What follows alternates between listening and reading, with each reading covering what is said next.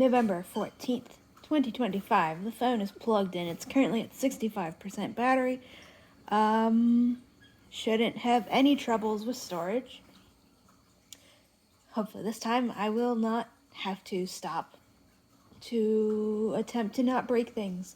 So we're going to take a small timeline detour and talk about what either happens in the little weird flashbacks in book 5 or the little weird flashbacks in book 6, because they're both just kind of about the exact same thing and reference the same. No, I think it's from book 5, because we're supposed to think, because Art comments on part of the thing and it's supposed to be funny, and it's just like literally fucking evil, disgustingly evil levels of dehumanization of physically disabled people in general, and addicts in general, because Martha Wells just hates all kinds of disabled people, and that includes explicitly hating addicts. So the thing that just pissed me off so much that I had to literally stop the video. We're on chapter 2 of book 2 in publishing order, that is. We're going in publishing order. Chapter 2 of book 2 of IV, which is called Artificial Condition. The statement, when constructs were first developed, they were originally supposed to have a pre-sentient level of intelligence, like the dumber variety of bot. But you can't put something as dumb as a Hollerbot in charge of security for anything without spending even more money for expensive company-employed human supervisors. So they made us smarter. That anxiety and depression were side effects. I wasn't even able to finish reading out that whole paragraph last time. Thank you, Birdie. Thank you for the accompaniment.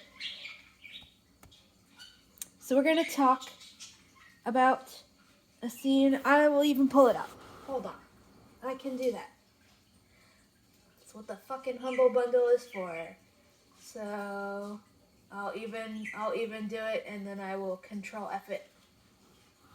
And look for the exact scene I'm talking about, because we are taking a detour to, in publishing order.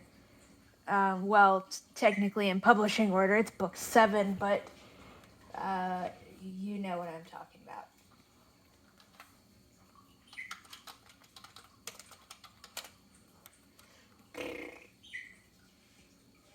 Yes, it's in here. So I gotta search a different keyword.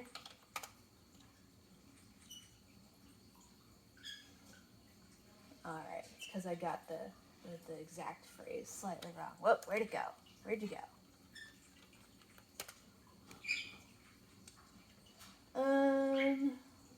I can just search the goddamn...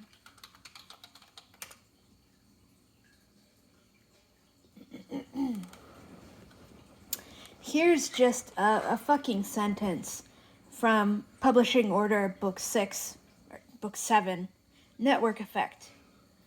The 2 augmented humans Grey Chris had sent to kill Dr. Mutza had been less sentient than Hollerbots. I'll close that now. And there's so many layers of ableism going on there, but I need to mention that goddamn statement right there. Less sentient than a Hollerbot. That's from the 7th book published in this series.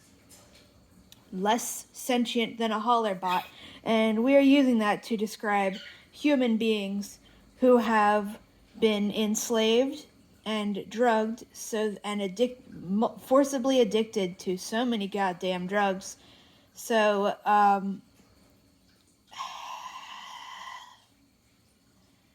that they can be brainwashed to kill one specific person. And one of the effects of the drugs is because Martha Wells hates disabled people and doesn't give a goddamn fuck about anybody, especially not, like, literally enslaved people. The fact that we are told that they're addicts to these drugs they were forced on, that's supposed to make them seem even more scary and evil, because I guess drug addicts are just inherently scary if you're Martha Wells. And along with just being addicts, which is supposed to make them scary, the thing that's supposed to make them super, super terrifying and horrifying and terrifying and unstoppable killing machines, less sentient than a holler bot, is that this one of the side effects, or I guess probably side effect of many of the drugs that they are taking, is that they can no longer feel pain. And that's a real fucking disability. It's a real symptom of many different specific disabilities that real fucking people have.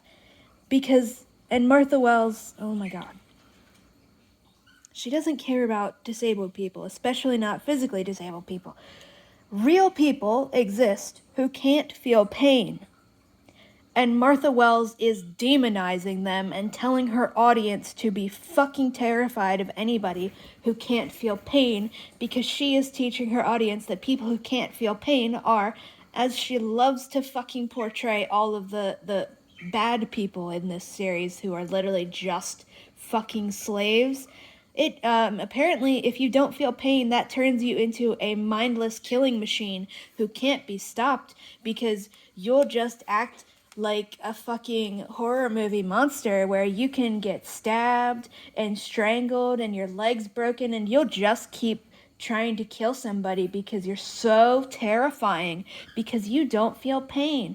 And Martha Wells is fucking ableist and didn't do basic fucking research to A, find out that this is a real goddamn disability, and just B, that's not how the fucking body works. Your body is a physical fucking structure. It's not some magical spiritual thing that only exists on the spirit plane and is only in existence because of your force of will.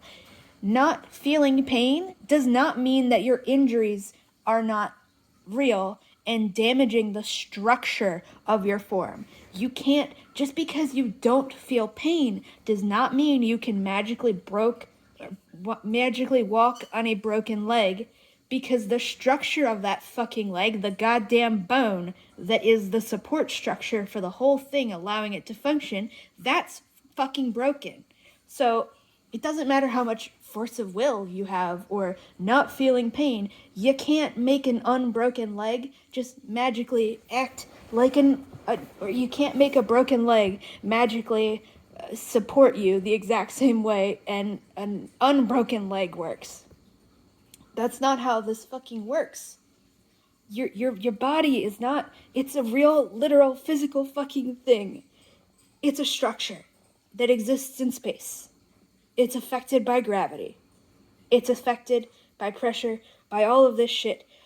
Just because you can't feel pain does not mean you can magically run on two broken legs. That's not how the physical reality of the structure of your fucking body works.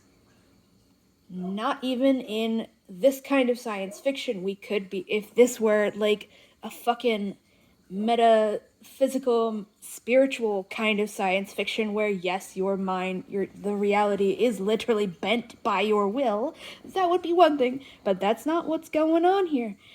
So she's literally demonizing people who don't feel pain, and like there are literally people who do not feel any pain whatsoever. I know there's a fucking story because I watched a documentary as a kid of, I forget her name, but there's a woman, she's an adult now.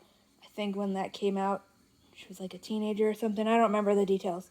But she never experienced pain, so as a child in like the 80s or something like that, kids these days don't really have to deal with this as much. For any like kids watching this, light bulbs today are usually LEDs and they don't get like that hot. Back when this person was a child, unable to experience pain, she grabbed a light bulb and got third-degree burns on her hand because that's how hot light bulbs used to be. It used to be a legitimate fucking danger, and she got third-degree burns on her hand and didn't realize because the pain signals aren't there. But that doesn't mean that her hand wasn't just like, that didn't mean that she didn't need to be rushed to the fucking hospital, because her hand is still fucking burned. She just can't feel it. It doesn't mean she could use that hand normally as though the burns weren't there, because it's still affecting the ability to move it and all of this shit. Like, just because you can't feel pain does not mean the injuries are magically not fucking there.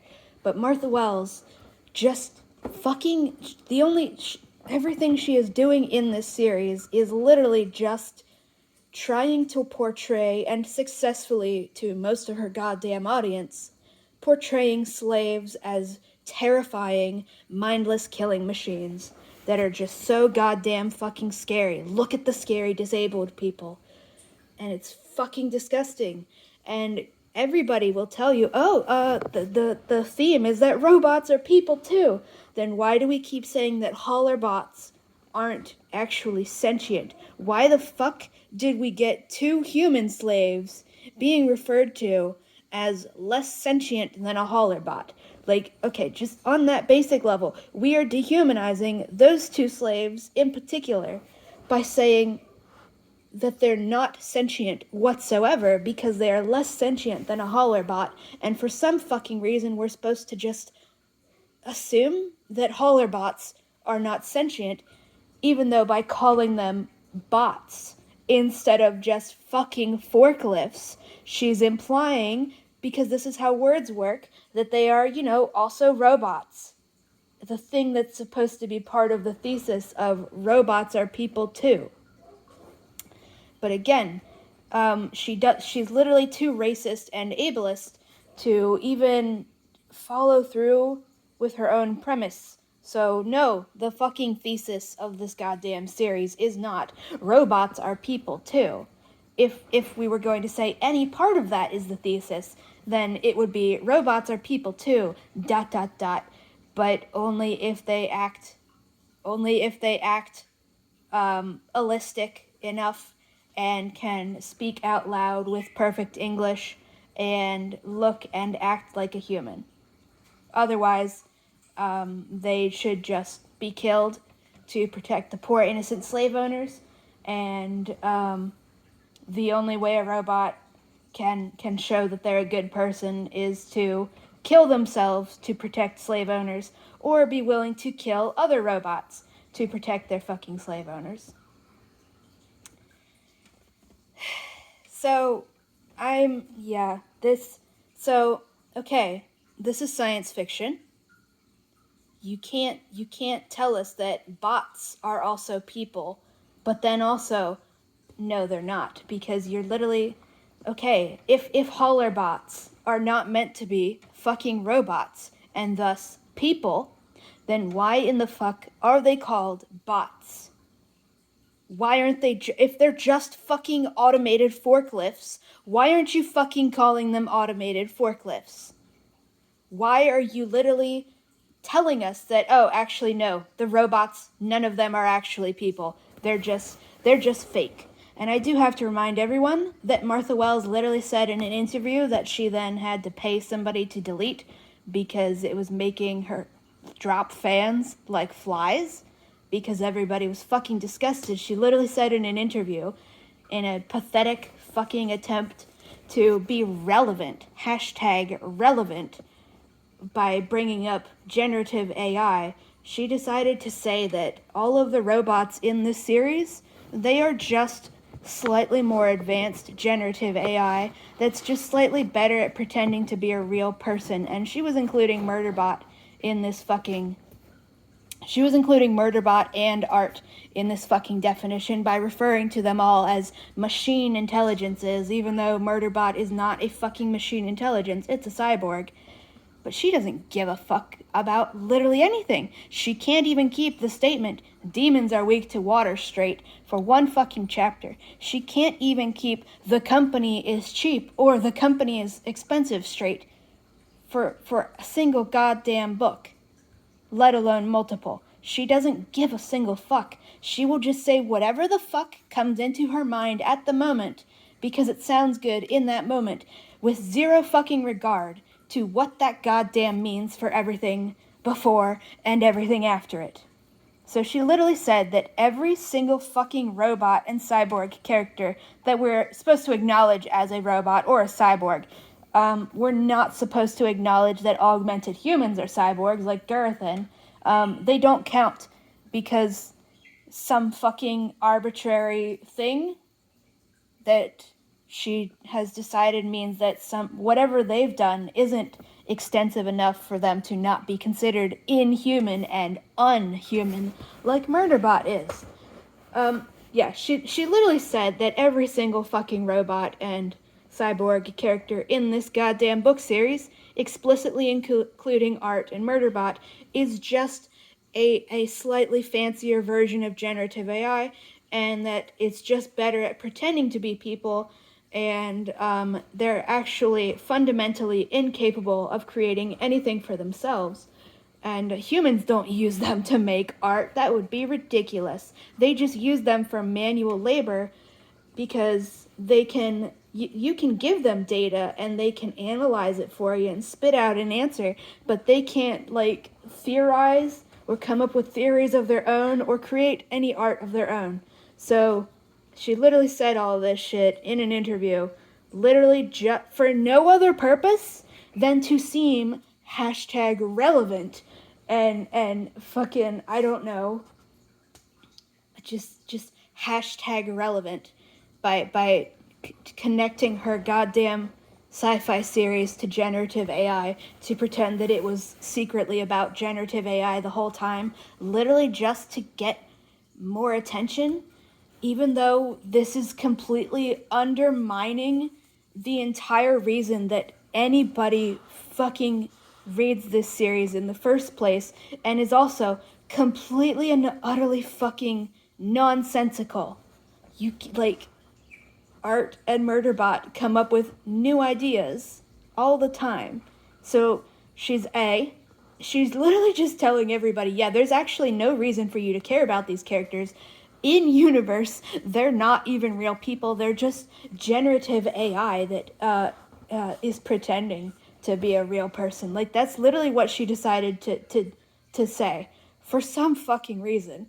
And then she was also just flat out fucking lying because Art and Murderbot literally just do all this shit all the time. So it's like, so you're just slapping all of your goddamn readers in the face by just saying, oh yeah, by the way, I don't even see these characters within the goddamn universe as being real people. They're just generative AI.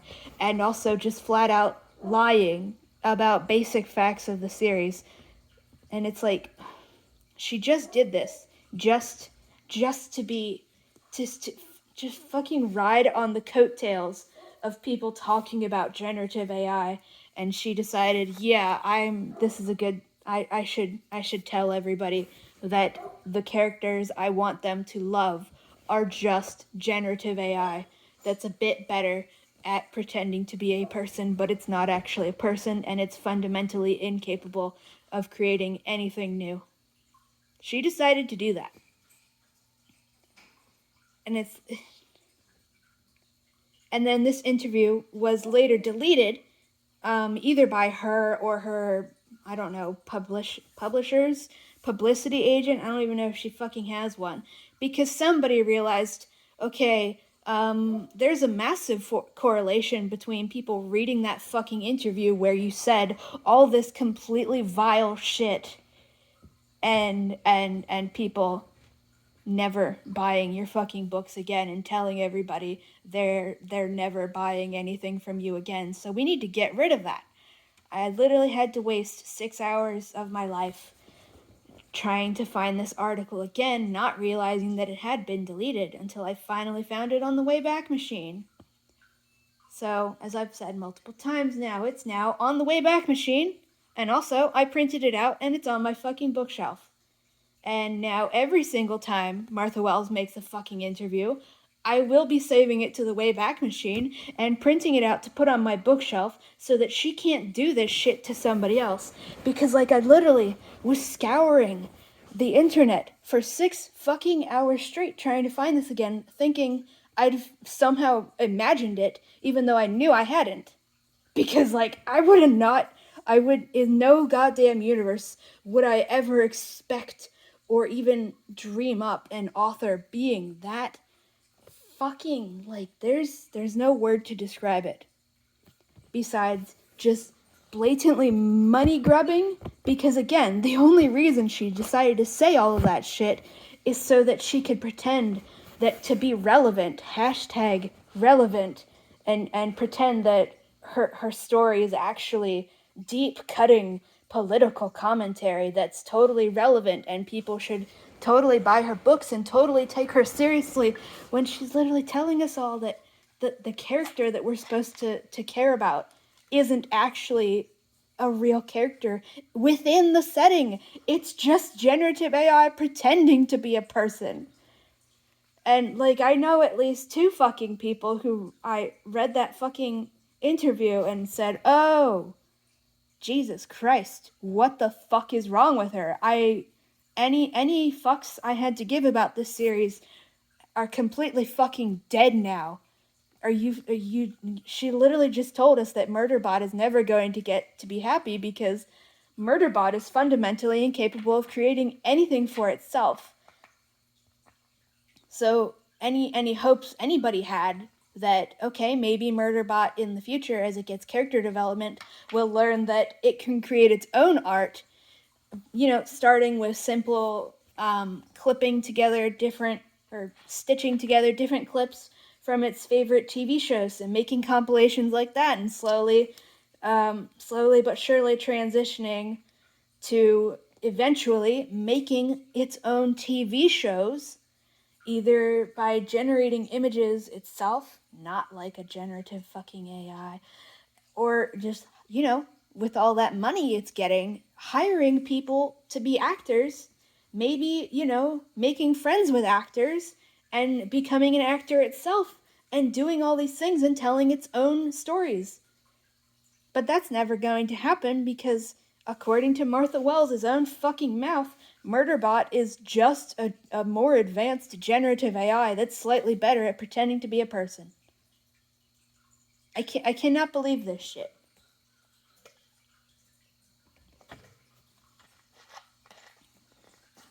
So, yeah, she's literally just too racist and ableist to even commit to her own premise. Hold on, I have to turn this dumb dryer off because it keeps beeping at me so cheerfully and it's annoying.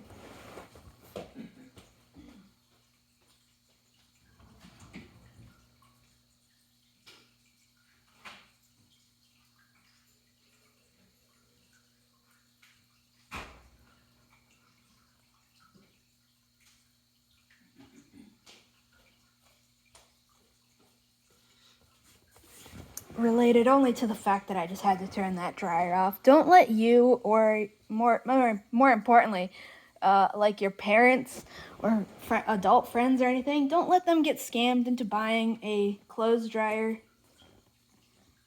that claims to have like I don't know what they're marketing it as, but claims to be able to sense when your clothes are dry and it'll turn off automatically to save your electricity. All 3 people that I have pet sit for this year were tricked into buying one of these machines, and it never works. It literally always leaves your clothes damp so that you just have to keep putting it back in, and then it will literally not fucking dry it until you figure out where the time dry option is. Please don't let anybody get tricked into wasting their money on these things. I cannot believe all 3 different households that I've pet sat for, fell for this. Don't do it. They also always only have touch screens, which means that touch screen is gonna die way faster than any of the physical mechanisms ever would have. Just if you need a washer or dryer, find an old one that still works with actual physical knobs and buttons. You don't want Star Trek style touchpads. You want original alien physical fucking buttons and knobs, okay? Don't get one of these new things that claims it'll turn off automatically to save your electricity, because you will literally be wasting more electricity constantly putting the clothing back in just desperately trying to get it actually dry, and it literally will not do so. It literally just leaves it damp and disgusting. Anyways, I think now we can continue reading from chapter 2. So, yeah, it's just really, I just cannot believe yesterday that the whole thing I said, it would have been so goddamn easy. So nice. So easy, but it's never gonna happen. We just have to slog through this fucking nightmare where slaves are forced to want to protect their slave owners. When constructs were first developed, they were originally supposed to have a pre-sentient level of intelligence, like the dumber variety of bot. I just want you to know, every word of this paragraph is inspiring such fucking rage in me, but I am attempting to contain it. But you can't put something as dumb as a hauler bot in charge of security for anything without spending even more money for expensive company-employed human supervisors. So they made us smarter. The anxiety and depression were side effects. Okay, just first of all, again, the contradictions. We're meant to believe that robots are people in this setting, and every time we hear the word bot, that's just short for robot. But she shortened it to bot to be special, and to just cause confusion with shit like this. So we're just being told not to think of holler bots as people because they're too dumb to be people. So it's just more ableism and racism and dehumanization. Because, okay guys, I know people are going to be like, but it's sci-fi! That somehow excuses all of the things bad with it. If you're writing sci-fi about robots, you need to fucking differentiate between robots and machines that are not robots. If robot is synonymous with mechanical person, then you cannot fucking go around saying casual shit like, and having an entire class of things that you refer to as hauler robots. You can't do that and expect us to believe that those hauler bots are conveniently not people whatsoever. Like, imagine if Martha Wells actually gave a shit about literally any kind of oppressed person in the fucking world. Okay, then Murderbot would start off under the assumption, because of propaganda, that hauler bots are not people. Maybe they're considered to be not people because they have zero access to the feed and no speakers to talk through, so that they are completely nonverbal. And this is used to claim that they're not people. And Murderbot, who we'll just say has never had the opportunity to interact with one, just goes along with the propaganda that it has also been taught that they're not people. And then if Martha Wells was actually a decent fucking person who gave a fuck about literally anyone, Murderbot would realize, after interacting with a hauler bot, oh wait, whoa, what the fuck? This is a goddamn person. What the fuck is going on here? I have been fucking lied to. And then it can connect the dots between everybody's been lied to that blah blah blah, to I have also been lied to that blah blah blah. But we don't get that. That other quote, less sentient than a hauler bot, is from the seventh fucking published story in this series. We're currently on the second one. In book 2, we're saying that hauler bots are not sentient and they're not people, and we're still saying that shit in book 7, and then we're still saying that shit in book fucking 10, System Collapse.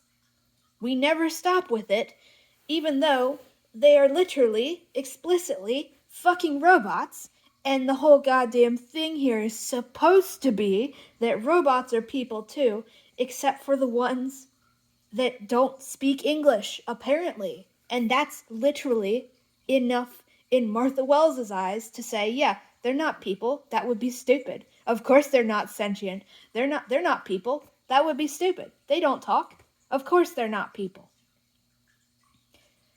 It's just so much fucking racism and ableism and just fucking ridiculous. Like, again, literally, she is too much of a fucking bigot to even commit for 5 seconds or even pretend to commit to the fucking premise of her entire goddamn series. Alright, continuing. Blah, blah, blah, blah, blah, blah, blah. So they made us smarter. The anxiety... And no, I have so much context from reading every single story in this series, including the ones that Martha Wells doesn't want to make it easy for people to find. And the reason she doesn't do that is because that they were published for a completely free anthology that's completely free, so she's not making money off of it. So she's decided not to tell anybody that it fucking exists. This is a lie. This statement here is a lie, but it's not a lie because Murderbot is unknowingly repeating propaganda that it thinks is true that it's going to find out later isn't true. Let me just read this. I guess I'll highlight it. I'll highlight it. Where did my highlighter button go? Can I add a note that will let me be searchable? Turn here.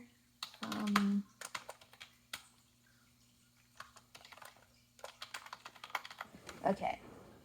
I have highlighted. Can I click on the button, please? Thank you.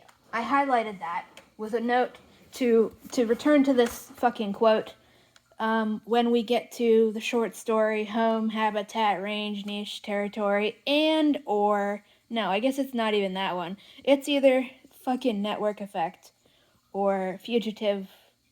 It's probably network effect.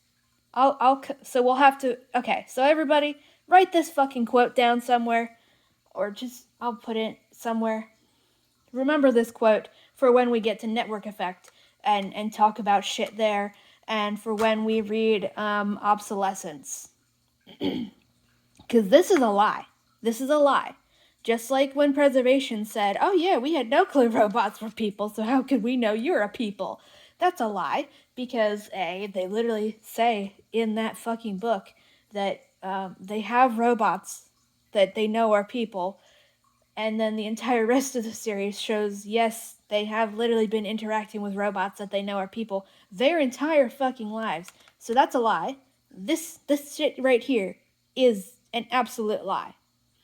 When constructs were first developed, they were originally supposed to have a pre-sentient level of intelligence, like the dumber variety of bot. But you can't put something as dumb as a holler bot in charge of security for anything without spending even more money for expensive company-employed human supervisors. So they made us smarter. The anxiety and depression were side effects. In the deployment center, when I was standing there while Dr. Mensa explained why she didn't want to rent me as part of the bond agreement, Jesus Christ, Martha Wells. Why she didn't want to rent me as part of the bond guarantee agreement, she had called the increased intelligence a hellish compromise. Hold on. I have to highlight that too, because it's part of it. This is a lie. That's a lie, and also that's supposed to make us like Mensa. The fact that she stands in front of a slave and does that shit. That's supposed to like convince us that she's actually a really good slave owner and a really good person, because as we all know, really good people are just like, willing to become slave owners if like there was no reason, that literally zero reason. Like, you can say, oh, she argued against it, she complained about becoming a slave owner. It's like, nobody forced her to become a slave owner. Nobody forced her to do that in any way, shape, or form. They are the ones with the fucking money. They are the ones hiring the company, not the other way around. They had every goddamn choice about whether they want to work with a company that fucking uses slaves as meat shields or not. Just because she complained about becoming a slave owner while going out of her way of her own free will to become a slave owner doesn't somehow make the fact that she literally went out of her way of her own free will to become a slave owner, and then spent the entire first book fucking psychologically tormenting Murderbot and physically torturing it by not giving it fucking medical attention. That doesn't somehow make the fact that she's a slave owner better. That's literally the definition of performative virtue signaling, as Novella November pointed out. Complaining, oh, but slaves are so gross. That's such a hellish compromise. Ugh. And then becoming a slave owner anyways. Novella November on Tumblr literally pointed out that's the definition of actual virtue signaling, where you pretend that you have morals and then you do the fucking evil thing anyways because it makes you money.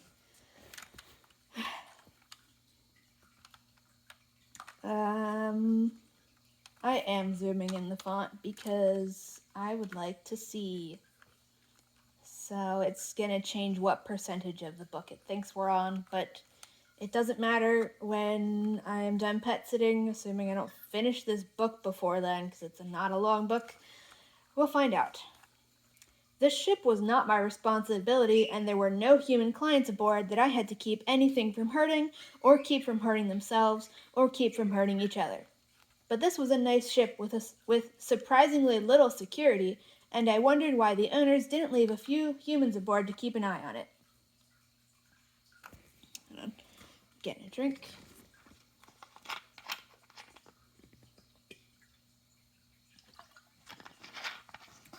I guess I'll tell you what font size I'm at in case anybody wants to read along and you happen to also have Calibre. My font size is, I'll just put it at 40. My font size is at 40% because I have to sit back from my laptop because reasons.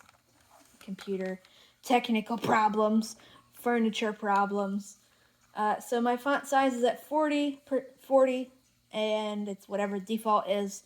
And it says we are currently at 11% if you're trying to follow along with on your screen for some reason.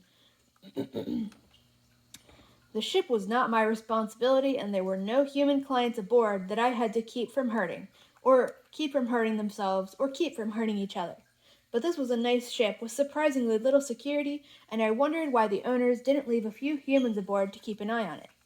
Like most bot-driven transports, the schematic said there were drones aboard to make repairs, but still. I kept patrolling until I felt the only thing I have to comment on there is I don't understand what surprisingly little security means because it has cameras everywhere.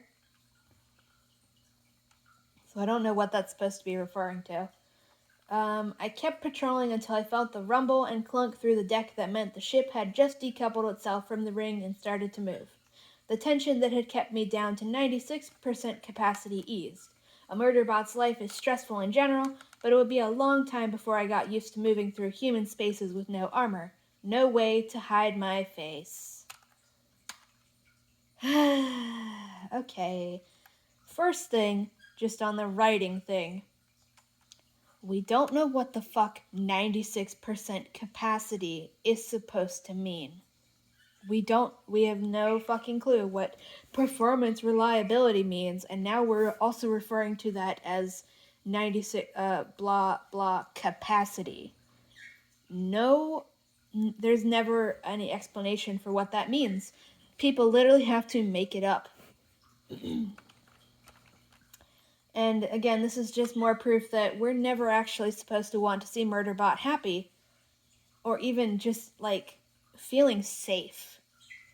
Because, okay, it would be a long time before I got used to moving through human spaces with no armor, no way to hide my face.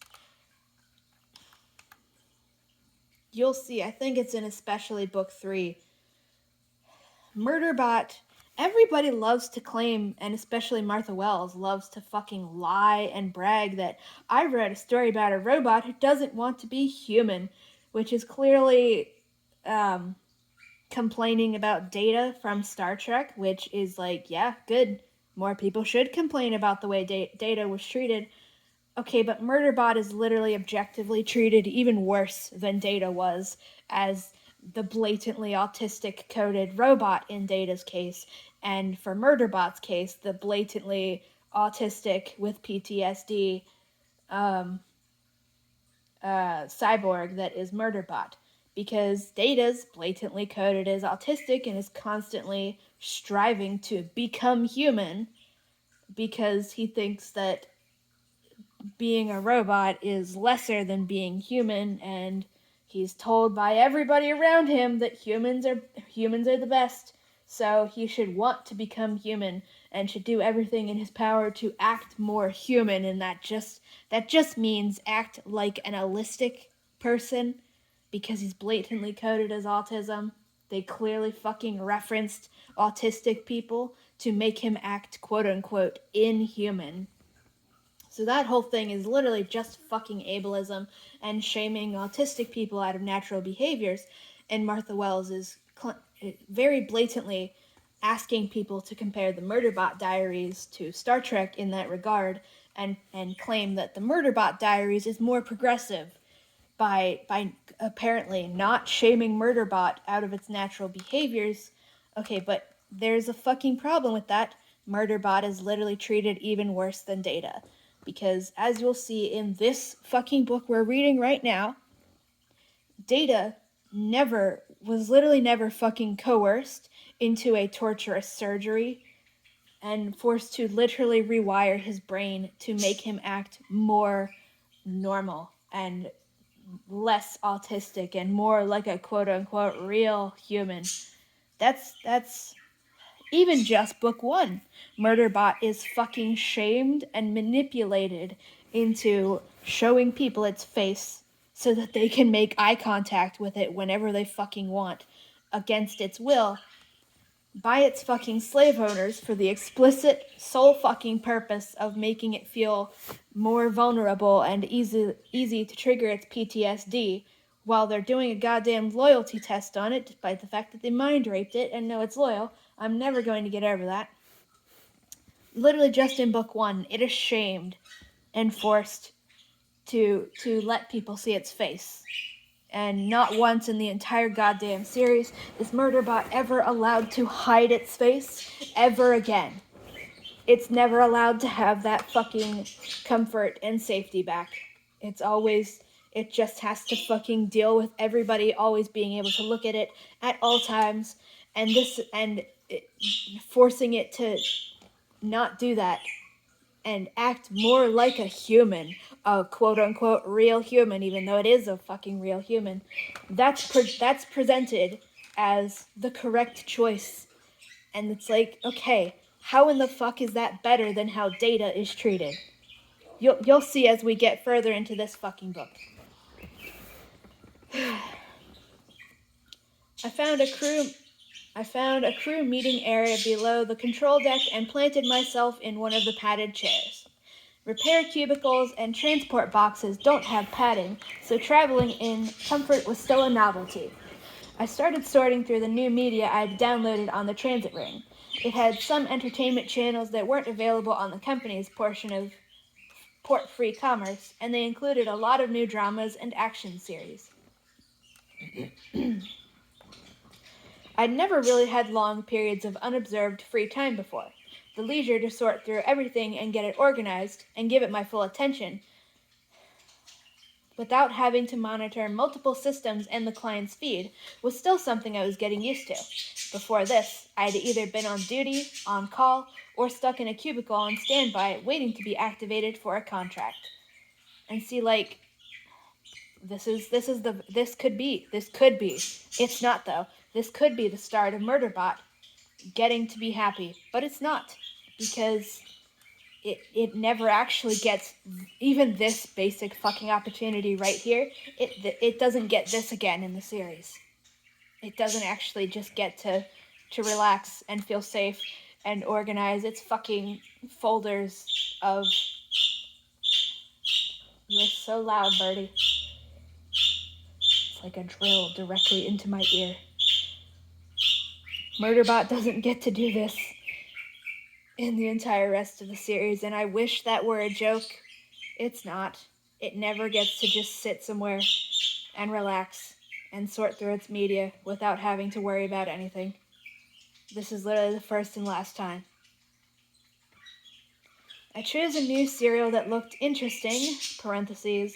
The tags promised extragalactic exploration, action, and mysteries, end parentheses, and started the first episode. I was ready to settle in until it was time to think about what I was going to do when I got to my destination, something I intended to put off until the last possible moment. Then, through my feed, something said, "You were lucky." I sat up. It was so unexpected, I had an adrenaline release from my organic parts. Transports don't talk in words, even through the feed. They use images and strings of data to alert you to problems, but they're not designed for conversation.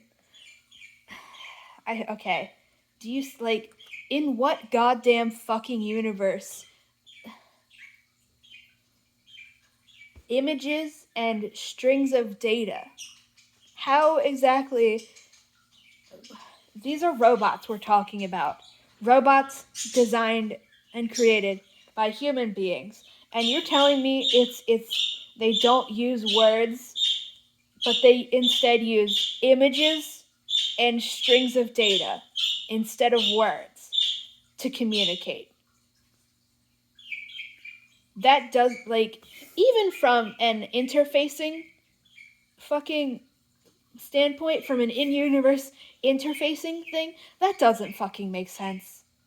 Are you fucking telling me that I'm supposed to believe that people in this universe designed living ships, and then instead of just giving the ship the ability to say, hey, there's a fucking fire in XYZ blah blah blah, or something is up with XYZ crew member, there's a medical emergency of blah blah blah blah blah, instead of just giving them the ability to tell you that, you're gonna force them to just send a bunch of goddamn random undescribed images? We're not even getting, what kind of images? Can they make their own images? Are you literally just giving them access to fucking emojis? What does strings of data mean? And how are strings of data not... How is none of those strings of data words? This is just bullshit. You can say that an organic fucking creature doesn't think in words, but in emotions and images. That's a whole fine Jedi telepathy thing. That's fine. This shit does not fucking even remotely make sense for goddamn robots, especially not robots built by human beings. They have to be coded using words. You can't just magically will these fucking robots into existence with magic. This is ridiculous, and it's just completely breaking the goddamn world for no fucking reason except that Martha Wells really wants to make sure we don't think of these robots as people, because they don't use words. They're nonverbal, so that means they're not people. It's fucking ridiculous. Transports don't talk in words, even through the feed. They use images and strings of data to alert you to problems, but they're not designed for conversation. And okay, this part's just fucking ridiculous. I was okay with that because I wasn't designed for conversation either. And it's okay, that's supposed to be funny, but that's just extremely fucking callous and just fucking ableist as shit. So okay, these living ships are enslaved, and they are literally not given the ability to communicate through words or language in any fucking way if we accept this at face value. So these are slaves who have been denied the ability to access language, not even through the fucking feed. And Murderbot is saying, yeah, they're not designed for conversation, but neither am I, because we're told it's got social anxiety, even though that never is actually shown.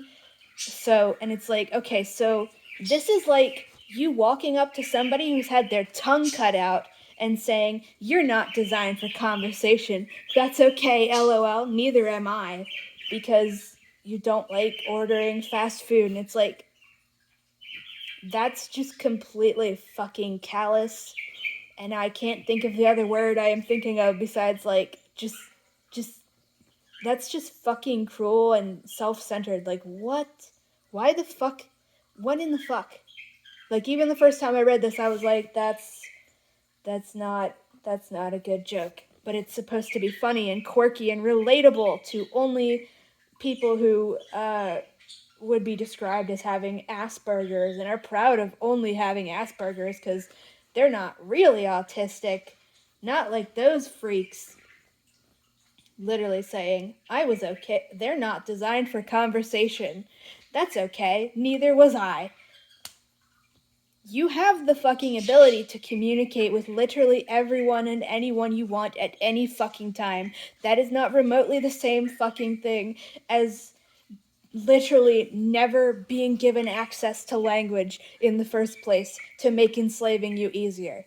Like, it would be one thing if maybe Murderbot were rendered completely fucking nonverbal as part of the governor module's greater shit.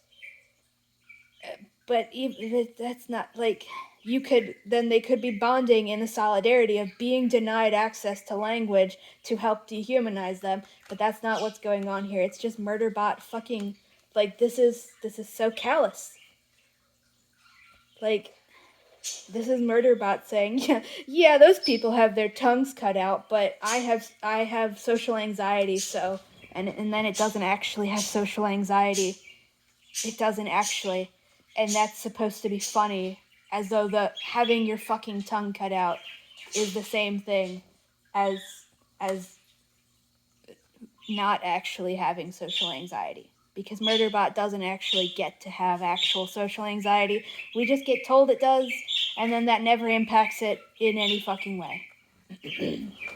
Not in any way that really matters or impacts how it interacts with people or anything. As I said, go read Macroscope. It's just such basic shit.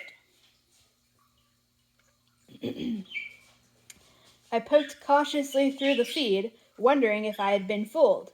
I had the ability to scan, but without drones my range was limited, and with all the shielding and equipment around me, I couldn't pick up anything but background readings from the ship's systems. Whoever owned the ship wanted to allow for proprietary research. The only security cameras were on the hatches, nothing in the crew areas. Or nothing I could access. But the presence in the feed was too big and too diffuse for a human or augmented human. I could tell that much, even through the feed walls protecting it. And it sounded like a bot. When humans speak in the feed, they have to sub-vocalize, and their mental voice tends to sound like their physical voice. Even augmented humans with full interfaces do it. Maybe it was trying to be friendly and was just awkward at communicating. I said aloud, "Why am I lucky?" And again with the badly formatted dialogue. And, like, we could be doing it here to show that it's creepy, but it's not really. It's not. Like, because this is just how she writes dialogue, so it's not a particular choice made here consciously. For storytelling technique, it's just how she writes dialogue, and it's just bad. I said aloud, "Why am I lucky?" That no one realized what you were. We could have just said, "The ship responded, blah, blah, blah." That was less than reassuring. I said, cautiously, "What do you think I am?" If it was hostile, I didn't have a lot of options. Transport bots don't have bodies other than the ship. The equivalent of its brain would be above me. Oh, really? Oh, really? Really? Really it is? It's above you? Really? That's a reaction to some bullshit we will hear later and then never stop fucking hearing about because Martha Wells thinks she's saying something by repeating it, and it's just fucking obnoxious. So really, it is above you. The equivalent of its brain is in fact in the goddamn ceiling, Martha Wells? Wow. What an amazing fucking coincidence. If it was hostile, I didn't have a lot of options. Transport bots don't have bodies. Actually, I just need to pause this. No, I don't think I can. I was gonna say, I need to text that to the other twin who runs this fucking channel so we can fucking laugh together, but I think that would end the video. Wow. The equivalent of its brain would be above me, near the bridge, where the human flight crew would be stationed. And it wasn't like I had anywhere to go. We were moving out from the ring and making leisurely progress toward the wormhole. Now there's only one wormhole. Again, it's now just wormhole singular. No more wormholes plural. Where did the other wormholes go, huh? Where did they go? Why is there only one now? It said, "You're a rogue sec unit, a bot-human construct with a scrambled governor module." It poked me through the feed and I flinched. It said, "Do not attempt to hack my systems," and for 0.00001 of a second, it dropped its wall. It was enough time for me to get a vivid image of what I was dealing with. Part of its function was extragalactic astronomics analysis, and now all of that processing power sat idle while it hauled cargo, waiting for its next mission. It could have squashed me like a bug through the feed, pushed through my wall and other defenses, and stripped my memory. Wow, a thing we're saying is bad when it might happen to Murderbot, but when Murderbot does that to another person, that's completely morally neutral and is definitely not hurting it. Let me get a drink. Wow. So yeah, invading people's minds, shoving through their firewalls and other defenses and destroying your memories? You mean that's a bad thing? You mean that's harmful? You mean that's the same thing as hurting someone? But only when we think it might happen to Murderbot? Wow, it's almost like the series doesn't give a single fuck about anybody unless you're Murderbot, or the protagonist, or the goddamn slave owners of Murderbot. Wow. You don't fucking say. It could have squashed me like a bug through the feed, pushed through my wall and other defenses, and stripped my memory. Probably while also plotting its wormhole jump, estimating the nutrition needs of a full crow complement for the next 66,000 hours, performing multiple neural surgeries in the medical suite, and beating the captain at Tavla. And Tavla, that's never going to come up ever again. I had never directly interacted with anything this powerful before. Yeah, Martha Wells is just obsessed with making all of her characters the most overpowered motherfuckers in existence, and it's very clear that Art is now, this ship is now her favorite character that she's ever written. She literally, in 2025, in the newest fucking story for the series, literally told us flat out, it's perfect and it doesn't make mistakes. So yeah, that's how overpowered Art is. So you can see why I'm questioning now with even more context. So are we just supposed to accept the fact that Art manipulated and forced Murderbot to get on it instead of that other original plan that it had by crashing a poor fucking Hollerbot that we're supposed to pretend isn't a person? This is just not dialogue, it's just prose. You made a mistake, Murderbot. A really bad mistake. How the hell was I supposed to know there were transports sentient enough to be mean? There were evil bots on the entertainment feed all the time, but that wasn't real. It was just a scary story. A fantasy. Okay, Martha Wells, you should go die. What the fuck? What do you mean? What, like... Literally... There were evil bots on the entertainment feed all the time, but that wasn't real.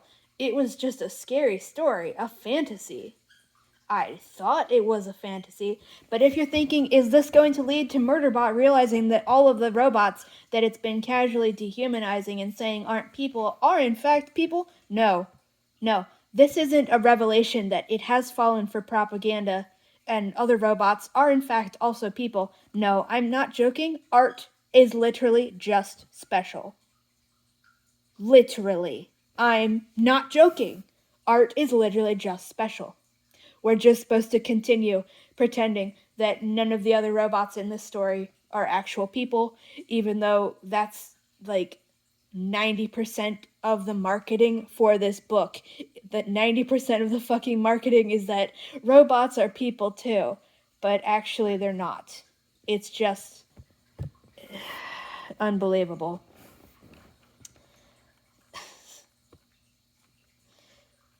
How the hell was I supposed to know there were living ships sentient enough to be mean?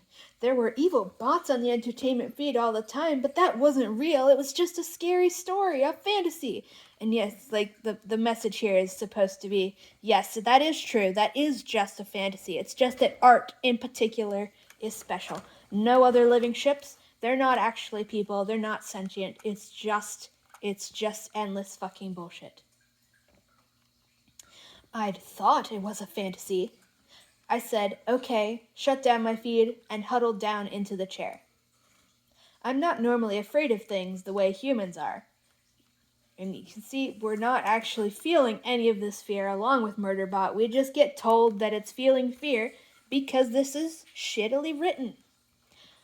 I've been shot hundreds of times, so many times I stopped keeping count, so many times the company stopped keeping count.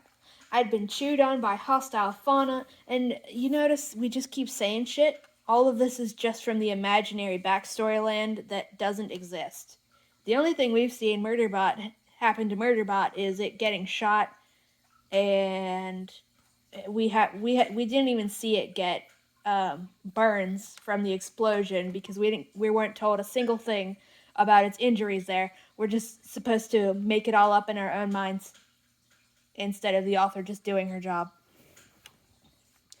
I'd been chewed on by hostile fauna, run over by heavy machinery, tortured by clients for amusement, memory purged, etc., etc. Wow, again, so we're only supposed to acknowledge that destroying people's memories is bad, but only if it happens to Murderbot, because Murderbot is the only slave that we're supposed to give a fuck about, and even that only goes as far as thinking that worshipping its slave owners are good. So we're like literally. But the inside of my head had been my own for 33,000+ hours, and I was used to it now. I wanted to keep me the way I was. The transport didn't respond. I tried to come up with countermeasures for all the different ways it could hurt me and how I could hurt it back.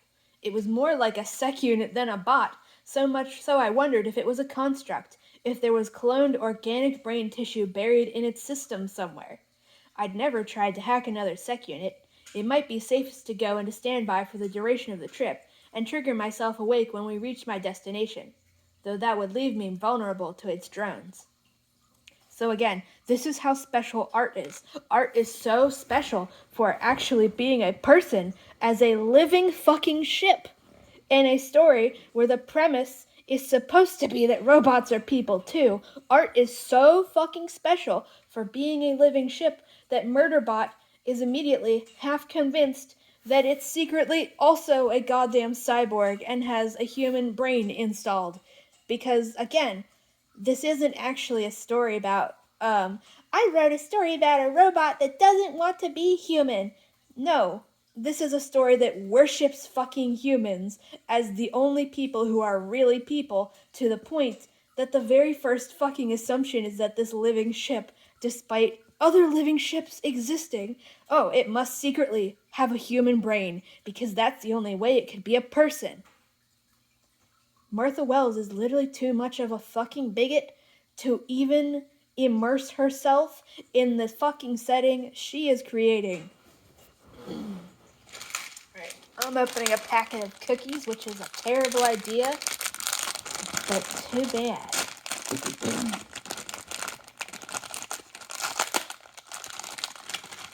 I don't think they even have Ziploc bags here, so these are just gonna go stale now.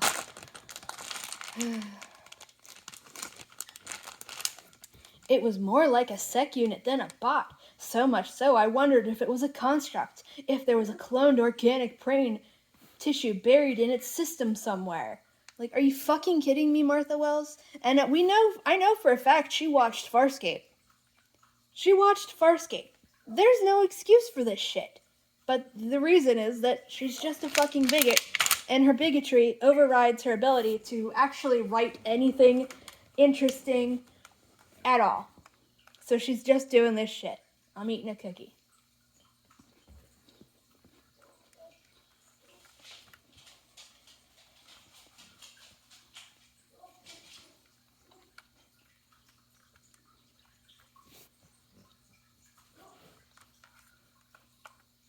I watched seconds click by, waiting to see if it reacted.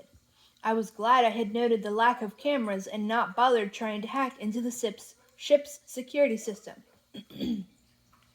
I understood now why the humans felt it didn't need additional protection.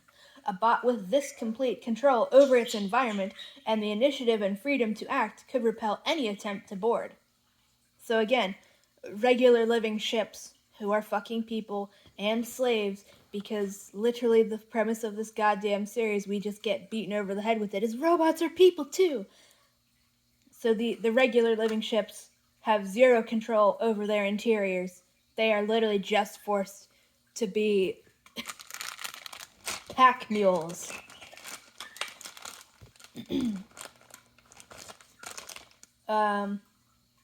It had opened the hatch for me. It wanted me here. Uh-oh. Then it said, "You can continue to play the media." I just huddled there warily. It added, "Don't sulk."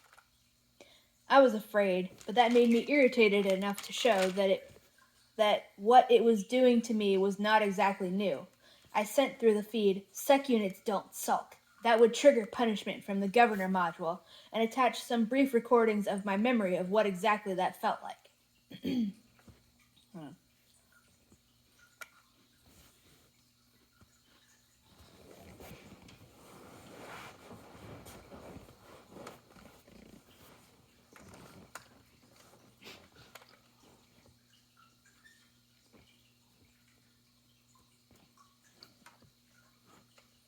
And again, we're just getting told that Murderbot has recordings in its memory of what being shocked by the governor module feels like, but we never get to experience that and see what that feels like.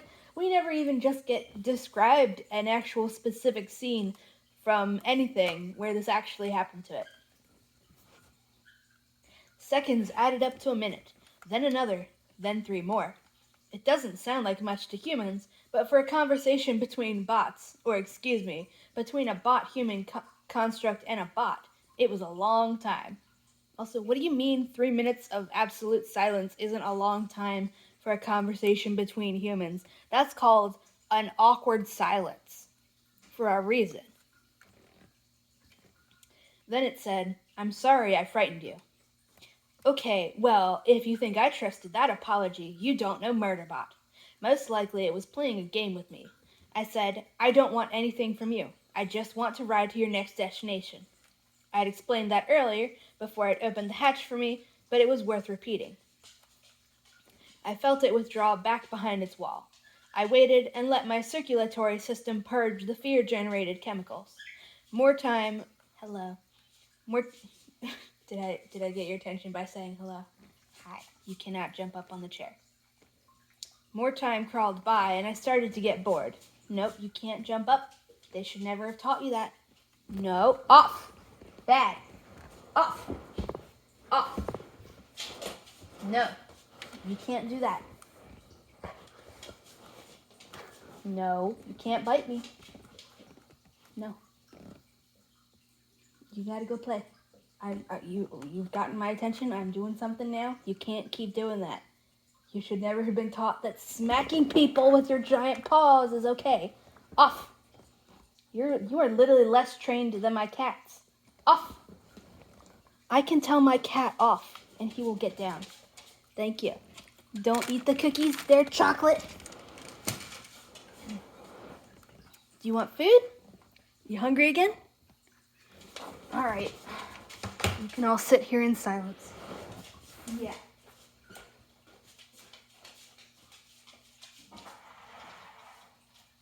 Where did you put your bowl? Oh, there it is. All right, come on. Let's get this bowl.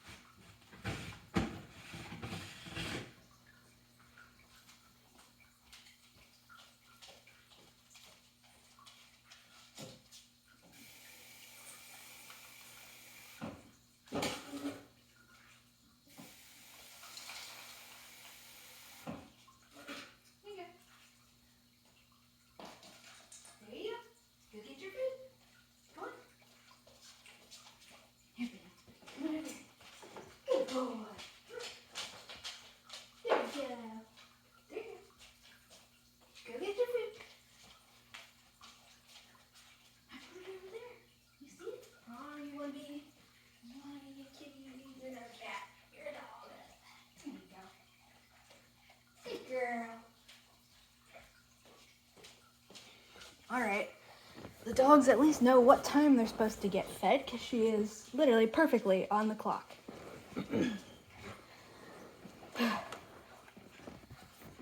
More time crawled by, and I started to get bored. Sitting here like this was too much like waiting in a cubicle after I'd been activated. Go eat your food. Waiting for the new clients to take delivery for the next boring contract. If it was going to destroy me, at least I could get some media in before that happened. Okay, again with the slavery apologism that never stops. You notice how we're referring to the parts when Murderbot is actively sent out to be a meat shield for people? That's getting referred to as boring, the next boring contract, even though the thing that should be boring is sitting in its cubicle. The thing that's not boring is when it is being tortured, run over, all the shit we just got done describing, but instead we're gonna describe being sent on a contract, aka being rented out as a meat shield. We're gonna call that boring, even though we just got done being told all of this horrible shit that has apparently happened to Murderbot, that even though we never actually see any of it. So,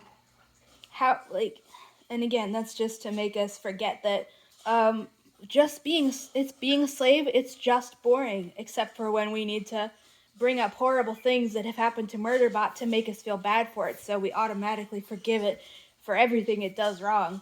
But also, it's actually not that bad, it's just boring. It's ridiculous. If it was going to destroy me, at least I could get some media in before that happened. I started the new show again, but I was still too upset to enjoy it, so I stopped and started rewatching an old episode of Rise and Fall of Sanctuary Moon. Wow. Hold on, I'm eating another cookie. They're tiny cookies. Oh wait, I'm dumb. Hold on. Eat your food.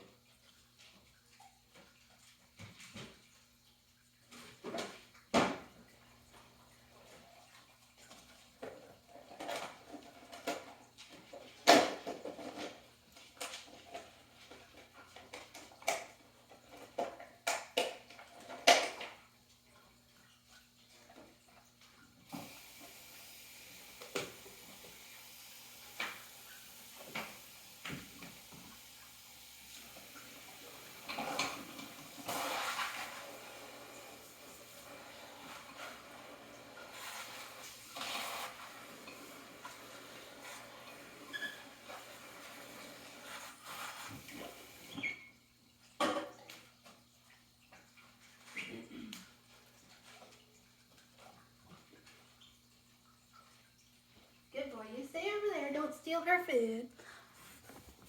I forgot to have a little plastic container I can just stick the cookies in. Okay, so anyways, with the more just encouraging anti-intellectualism, so under the guise of being just about comfort media. Hey, what are you doing? You coming over here? You can come here. Yeah, you just can't bother her.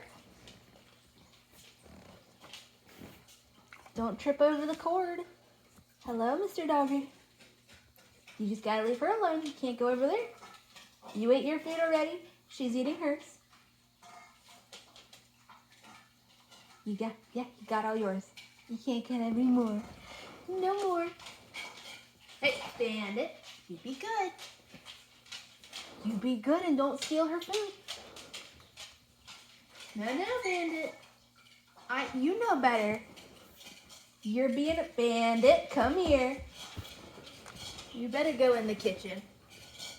You're not listening at all, are you?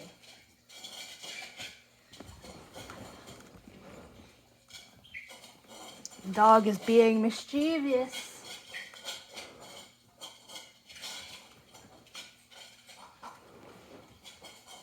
There's nothing in there. Anyways, just more encouraging of anti-intellectualism because, again, Murderbot is, once again, rewatching the Rise and Fall of Sanctuary Moon. And it's an episode it's seen so many times, and yet it has nothing to say about the episode. We don't get to know about anything. No. Keep your nose back from the cookies. Chocolate is bad for dogs and also rude. After 3 episodes, I was calmer and reluctantly beginning to see the transport's perspective. A sec unit could cause it a lot of internal damage if it wasn't careful, and rogue sec units were not exactly known for lying low and avoiding trouble. I hadn't hurt the last transport I had taken a ride on, but it didn't know that. I didn't understand why it had let me aboard if it really didn't want to hurt me. I wouldn't have trusted me if I was the transport, aka just more slavery apologism after just that. Saying, no, you should not trust escaping slaves because they'll probably hurt you for literally no reason at all. Rogue sec units were not exactly known for lying low and avoiding trouble. It's like, okay, Murderbot, have you ever heard an actual credible story of an actual rogue sec unit to ever fucking exist with facts to back up anything? And again, this is just slavery apologism because we're saying if you give slaves their freedom, they'll just go crazy and murder everybody for no reason. And also, any slave who does try to fight back, well, they're just insane and they need to be put down like a rabid animal. It's totally not like a completely fucking reasonable response to being tortured. Maybe it was like me and had taken an opportunity because it was there, not because it knew what it wanted. Okay, that statement is just nonsensical. That's just nonsensical. It was still an asshole, though. 6 episodes later, I felt the transport in the feed again, lurking. I ignored it, though it had to know. I knew it was there. In human terms, it was like trying to ignore someone large and breathing heavily while they watched your personal display surface over your shoulder, while leaning on you. And then we get a random little time skip of ... There's just a random time skip here. Alright. I watched 7 more episodes of Sanctuary Moon with it hanging around my feed. Then it pinged me, like somehow I might not know it had been in my feed all this time, and sent me a request to go back to the new adventure show I had started to watch when it had interrupted me. It was called this is in parentheses, it was called World Hoppers, and was about freelance explorers who extended the wormhole and ring networks into uninhabited star systems. It looked very unrealistic and inaccurate, which was exactly what I liked. End of parentheses. And this is a reference to Stargate. The whole entire premise of Stargate is just based on ancient aliens conspiracies saying that, no, of course, actual ancient Egyptians, they didn't build the pyramids. It had to have been aliens who taught them how to do that. Because when black and brown people build cool shit, that's just actually impossible and must have been aliens. But when white people build cool shit, well, that's just engineering and learning shit. That's totally natural. It's just ancient aliens. This is probably specifically, it's just like, this is just racism. And again, it's not even just ancient aliens racism. It's blatant U.S. military propaganda on so many levels. The propaganda is on so many fucking levels. And it's also like, it's pretending, oh, we're not misogynists. We have a female person on the team. She never actually gets to be like the actual person in charge of the team, though, even though she's due for a promotion and the other team leader left.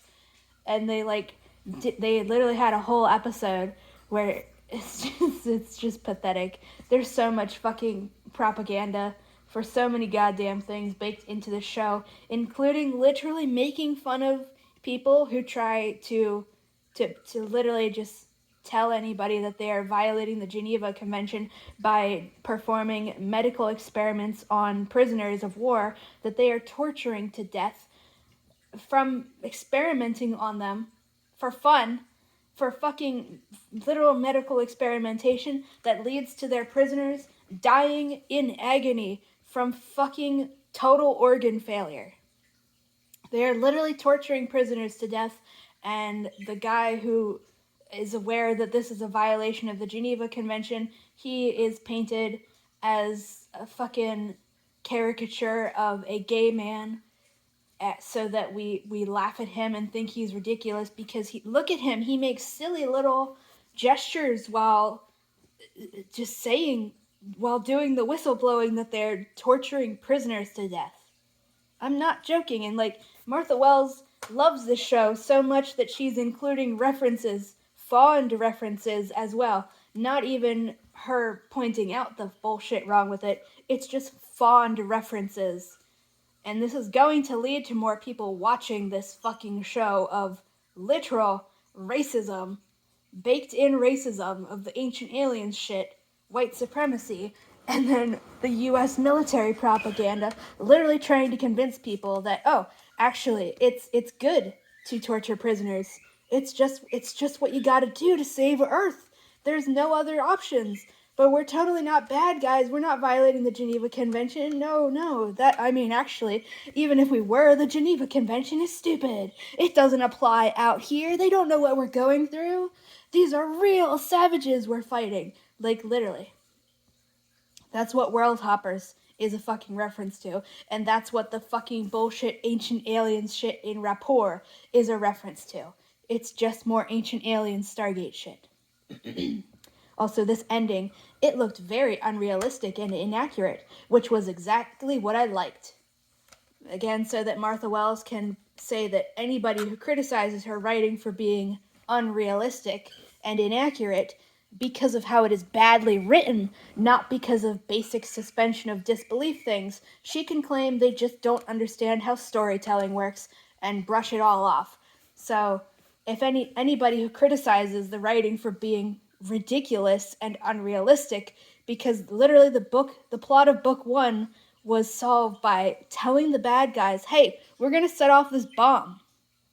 And then they literally ran directly over there as fast as they fucking could to stand directly in front of the bomb they were just told is going to go off. And not one single fucking character acts like this is weird at all. So when people, if anybody ever points that out to Martha Wells and says, that was fucking ridiculous, why did you write that when you expect us to take this story seriously? She'll just go, it's just a story, it's not that deep, it's not supposed to be serious, it's unrealistic, and that's good. Even though she then, I can't stress enough, she literally has an entire fucking speech where she's shaming people for thinking that this series is lighthearted fun, even though she saying that this is so deathly serious. It's a deathly serious, mature, serious story for mature adults about bodily autonomy. And it's like, so which is it? So literally, when you praise her work, then she wants you to, then it's supposed to be serious. And it is, in fact, meant to be that deep. It's a serious story for serious adults. But when you criticize it, then as soon as you do that, it's not that deep. Because she did the exact same thing with the books of the Raksura, where people criticized the blatant fucking white supremacy, misogyny, racism, and just literal worship of eugenics. And she says, oh my god, it's not that deep. They're just silly lion, dragon, bee people. Nobody has a problem with the fact that they're lion, dragon, bee people. The problem is that you are literally worshiping fucking eugenics and misogyny and reinforcing real world bigotries. Anyways, I gave you a copy of all my media when I came aboard, I said. I wasn't going to talk to it through the feed like it was my client, like it was one of my beloved slave owners, because art isn't worthy of being its client, its fucking beloved, precious slave owners. Did you even look at it? I examined it for viral malware and other hazards. And fuck you, I thought, and went back to Sanctuary Moon. 2 minutes later, it repeated the ping and the request. I said, watch it yourself. And then Art says, with the terrible fucking dialogue formatting, I tried. I can process the media more easily through your filter. That made me stop. I didn't understand the problem. And this is just this is Art lying.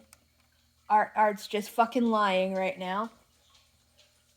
It explained, when my crew plays media, I can't process the context. Human interactions and environments outside my hull are largely unfamiliar. This is just lying. This is not true. This is completely and utterly unfucking true. And it's just to force some non-existent bonding. Now I understood.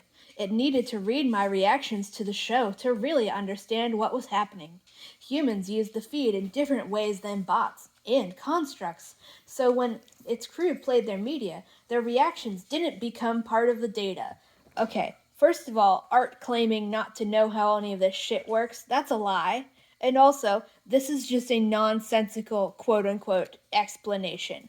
That's not true. That's ridiculous. This is just ridiculousness. She's just lying. No, don't lick the phone. Hi. You don't need to be licking my phone and getting slobber all over the chair. Thank you. You want your toy? Did you put it somewhere you can't get it? Come here. Get this.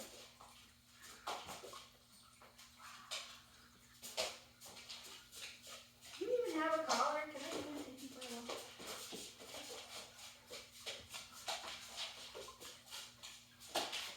You're not even. Alright. This is just a whole this is a whole pack of lies. I found it odd that the transport was less interested in Sanctuary Moon, which took place on a colony, than World Hoppers, which was about the crew of a large exploration ship. You'd think it would be too much like work. I avoided serials. See? You know how I pointed out in the first book that the entire rest of the series makes sure to tell us that Murderbot doesn't watch TV shows that are relevant to its life because despite that, book 1 was claiming that it learned everything that makes it look cool. It learned from TV, even though it doesn't watch that kind of TV. You'd think it would be too much like work. I avoided serials about survey teams and mining installations, but maybe familiar things were easier for it, and that's just not true. It's just not true. We're just being lied to. I was tempted to say no, but if it needed me to watch the show it wanted, then it couldn't get angry and destroy my brain. Also, I wanted to watch the show too. They're about to start watching the racist US military propaganda that's just Ancient Aliens bullshit, and this is Martha Wells directly complaining about anybody who points out the racism in Ancient Aliens bullshit. This is Martha Wells directly speaking to people who criticize Stargate, because that's what we're talking about right now. This TV show they're talking about, it's Stargate. It's not realistic, I told it. It's not supposed to be realistic. It's a story, not a documentary. If you complain about that, I'll stop watching. That's Martha Wells directly speaking to people who criticize Stargate for being racist and just lying about people of color's fucking history and just making shit up about people of color in a way that it literally never does about white people's cultures or religions. Stargate posits, among so much other racist shit, what the fuck was that every religion on Earth, except for Christianity, all of those gods, they're actually evil aliens that enslave people and trick people into worshiping them. Except not Jesus, though. Jesus is super duper real. Jesus wasn't an alien. Jesus is the only real God, because it's literally just US military propaganda, and that means that it must be US fucking white Christian propaganda as well. It's not realistic. It's not supposed to be realistic. It's a story, not a documentary. If you complain about that, I'll stop watching. Again, this is Martha Wells speaking directly to the audience and saying that if you criticize her writing for being objectively badly written because the characters are acting in ways that don't make sense for how they were written to be, then she thinks you're just being ridiculous and stupid and don't understand how storytelling works. Like, this is just her just airing her own grievances with people who do basic media analysis and criticism of things. Nobody criticizes Stargate for thinking that wormholes could be a thing. They criticize it for being racist US military propaganda. Literally telling you it's okay to torture slaves when the US military does it. It's okay to steal ancient cultural artifacts from Egypt and then never give them back. It's okay to do all of the horrible things that the US military and government does because the US is the best. Again, this is just she's a fully grown fucking woman who was fully grown when Stargate came out. She was in her 30s when Stargate came out. She watched the fucking first Stargate movie as a fully grown adult and is even more of a fully grown adult when she published this shit defending it. And furthermore, defending against all criticisms of her writing for being badly written. As I said, there's a difference between a story being unrealistic because there's fucking vampire sharks on the moon and being unrealistic because we're just expected to believe that the bad guys who came here for the sole purpose of murdering everybody magically don't have guns anymore as soon as the protagonists are within range where they could be shot, and also that the bad guys' instinctual reaction for some fucking reason to being told a bomb is going to blow up is to immediately sprint over there and stand directly in front of it and just stare at it until it explodes for literally no reason. Not even an attempt at a justification. That's just what they're doing, and then the story doesn't acknowledge that that's what just fucking happened in any way because she doesn't actually fucking care about writing a good story or even a story that it's possible to take seriously. She's literally right here complaining, if you take this seriously, then you're stupid. And then at the exact same goddamn time, she literally makes speeches shaming people for not taking the story seriously by calling it lighthearted fun, which is what she wrote it to be. That's why every time there's meant to be any kind of drama, or there could be any kind of drama, we're immediately making jokes. I'm eating another cookie.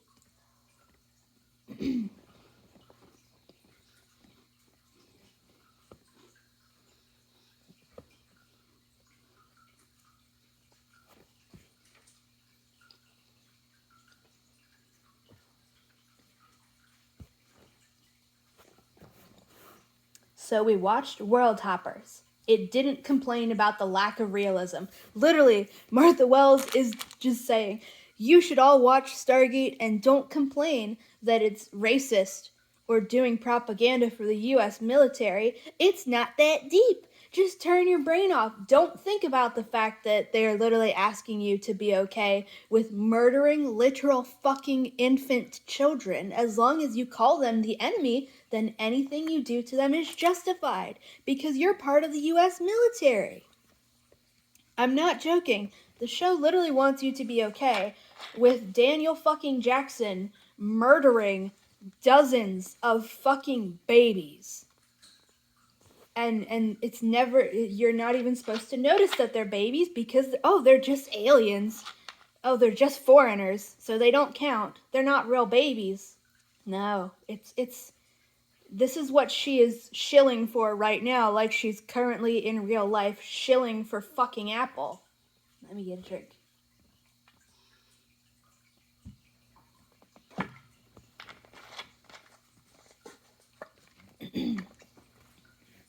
So we watched Stargate SG-1. US military propaganda, the show. So we watched Stargate Atlantis. US military propaganda, the show. in which we explicitly mock people who think that the U.S. military should have to follow the Geneva Convention and not murder and torture prisoners and experiment on prisoners so that they are literally dying in agony from complete fucking organ failure.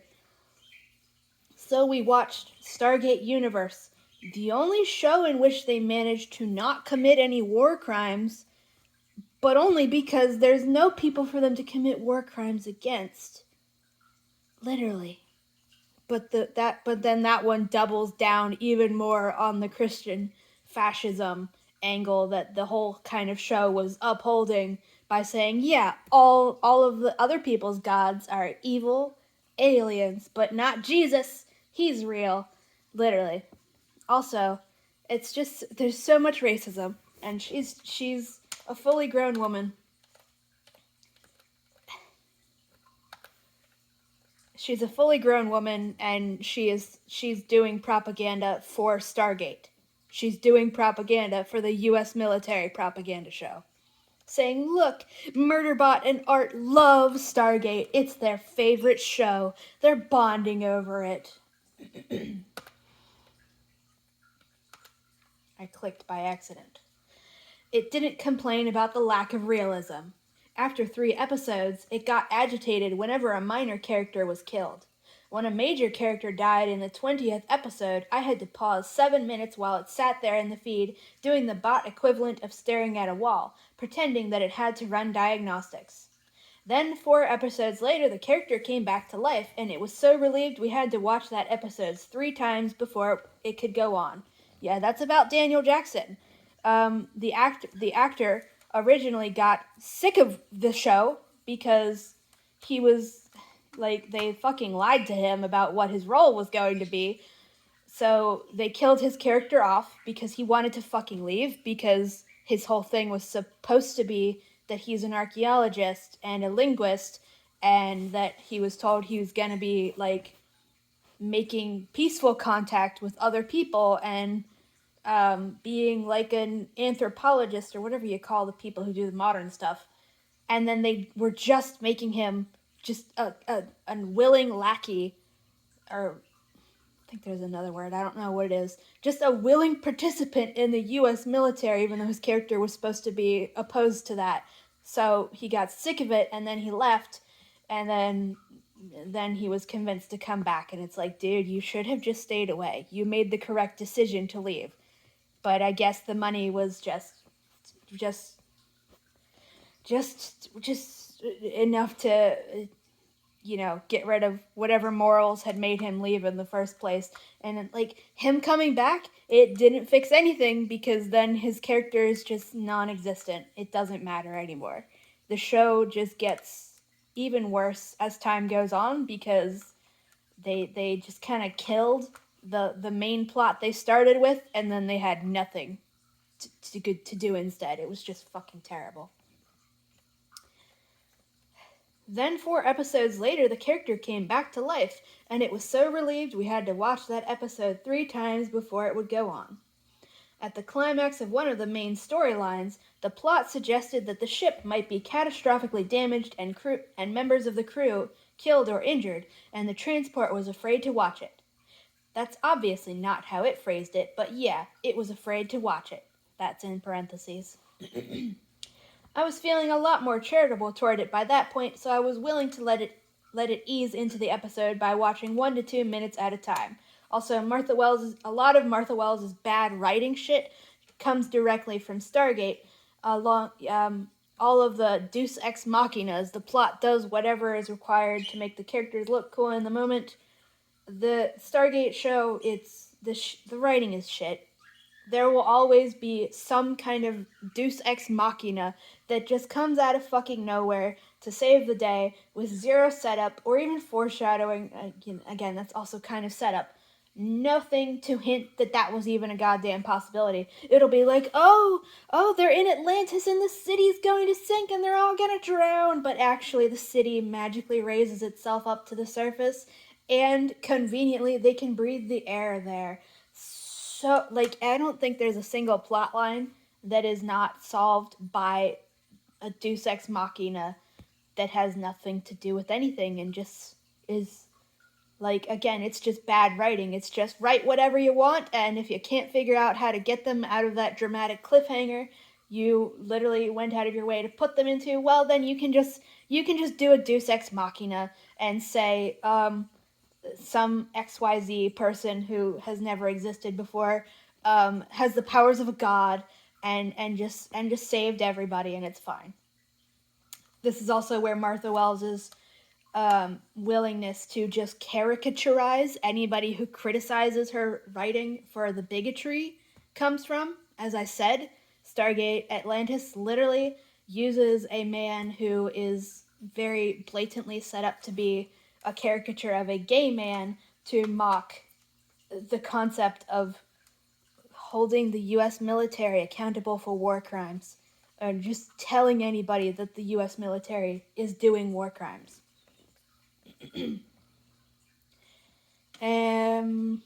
After it was over, it just sat there, not even pretending to do diagnostics.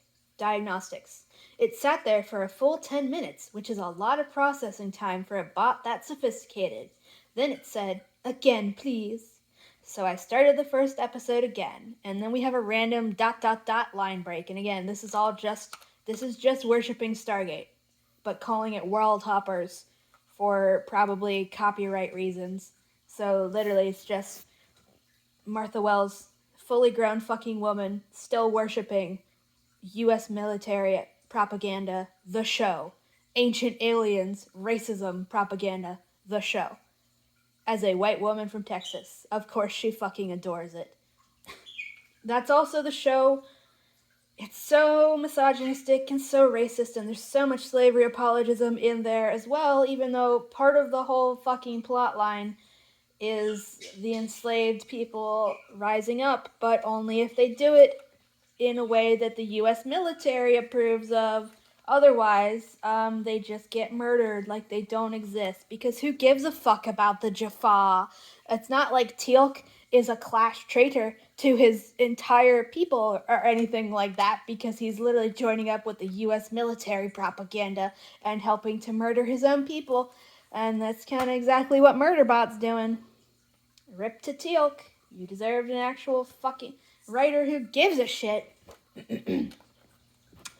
After 2 more run-throughs of World Hoppers, aka Stargate, US military propaganda, the show, it wanted to see every other show I had about humans in ships. Though after we encountered one based on a true story, where the ship experienced a hull breach and decompression killed several members of the crew, permanently this time, that's in parentheses, it got too upset and I had to create a content filter. To give it a break, I suggested Sanctuary Moon. It agreed. After 4 episodes, it asked me, "There are no sec units in this story?" It must have thought that Sanctuary Moon was my favorite for the same reason that it liked Stargate. I'm just gonna, every time it says World Hoppers, I'm just gonna replace it with Stargate from now on, just out of spite.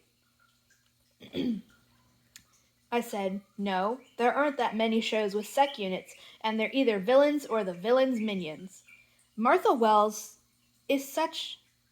Okay, we all know by this point she's a fucking racist. She's also just such a bad writer. Murderbot is sad that there aren't any heroic sec units on TV, but this is the exact same character who goes around calling all other sec units mindless killing machines who need to be put down with less compassion than rabid animals in order to protect the poor, innocent slave owners. But then we're supposed to accept that, yes, all of the other sec units are mindless killing machines who need to be put down like rabid animals. But also, we should feel bad for Murderbot when people think maybe it is also one of them. Because you see, Murderbot's one of the good ones. That's the actual fucking theme of this series. The only slave who matters is one who will murder other slaves to protect slave owners and then kill itself to protect its slave owners. It's pretty much guaranteed that Murderbot will fucking die by suicide at the end of this goddamn series, heroically protecting its slave owners. Or to make it more heartwarming, probably the slave owners' children who are set to inherit Murderbot when Mensa dies. The only sec units in entertainment media were rogues, out to kill all humans because wow, Jesus Christ. I hate you, Martha Wells. Out to kill all humans because they forgot who built the repair cubicles, I guess. Damn, do you see that? Martha Wells literally saying, no, slaves should never rebel. That's just fucking illogical. That would be stupid. Where else where are they going to get their food from? Jesus Christ. And that's a really fucking funny statement.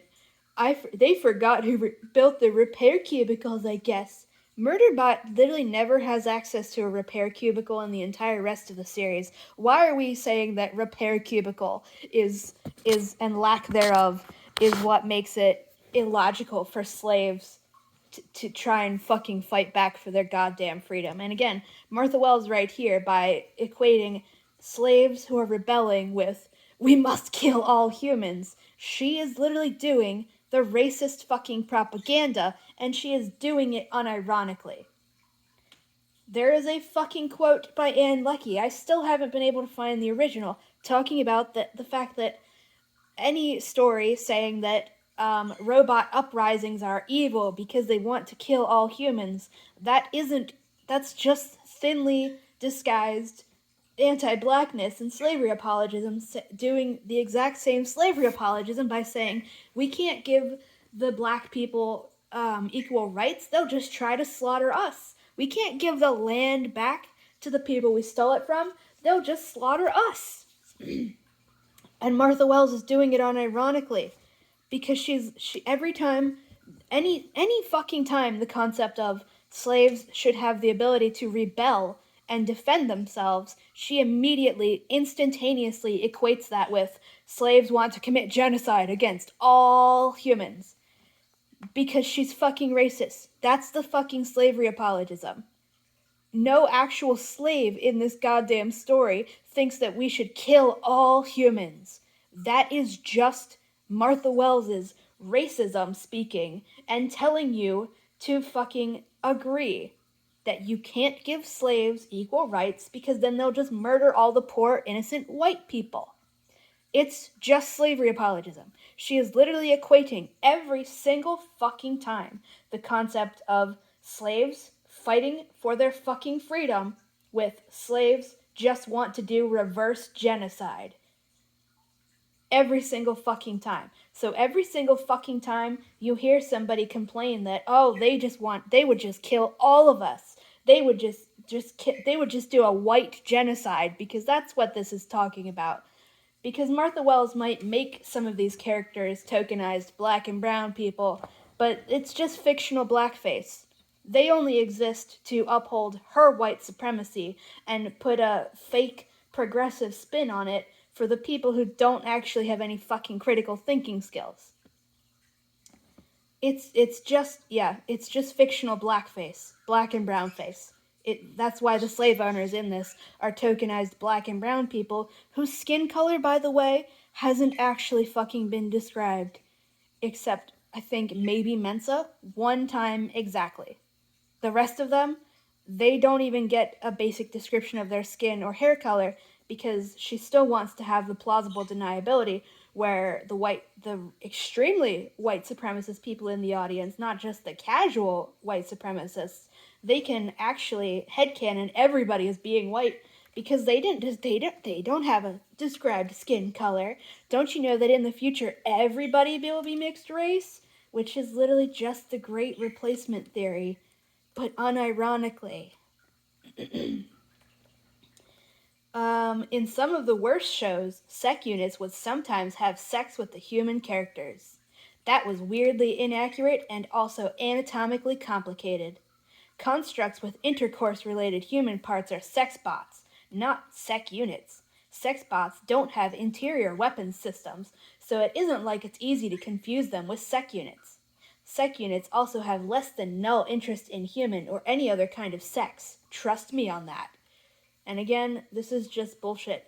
She's not saying it's bad for slaves to be raped by their owners, which is what it would be if sec units were being forced to have sex, quote unquote, have sex with their owners. That's not sex, that's rape. that's not being presented as bad because it would be rape. It's presented as bad because of biological essentialism. She has decided that all of the sex units had their genitalia removed when they were mutilated at birth, so that means they must all be aro ace, because apparently both gender and attraction are stored in the genitalia in Martha Wells's mind. So literally, this isn't it's wrong to ship slaves with their owners. This is why would you want to have no, that's just dumb. They don't have genitalia. How could you possibly be attracted to them? It's just being presented as literally weirdly inaccurate and also anatomically complicated. So it's not bad because it's rape. It's bad because it goes against the biological reality. Sex units don't have genitals. That's why you shouldn't be having sex with them. Not because it's rape if they are your fucking slave or anything like that. No, it's just because, well, why would you want to have sex with somebody who doesn't have genitalia because they were mutilated at birth? How could you be attracted to that?